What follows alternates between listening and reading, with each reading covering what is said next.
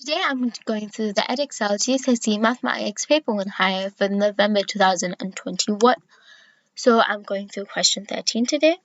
Question 13 reads, Ted is trying to change 0.43 recurring into a fraction. Here is the start of his method. So it's x equals 0.43 recurring. So 10x equals 4.34 recurring. So he does 10x minus x, which is 4.34 recurring minus 0.43 recurring. Evaluate Ted's method so far.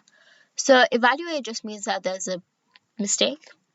So the first two steps are right, but as you can see, both the decimal expansions don't match, so that wouldn't get you anywhere. You're trying to eliminate the recurring decimals when you're trying to turn it into a fraction.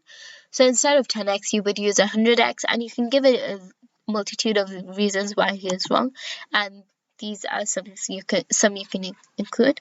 He should have used 100x rather than 10x. So that would be 100x and x. And if he was going to use 10x, he should have used 1000x and 10x. Ted's working does not eliminate the recurring decimals. As you can see, they aren't the same.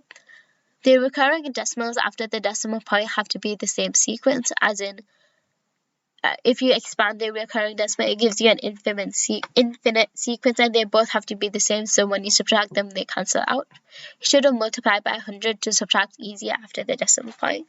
That would mean that there's no recurring decimal. And he should have multiplied by 100 because the two numbers are recurring.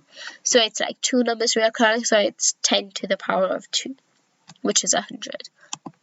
Thank you for listening. Like and subscribe for more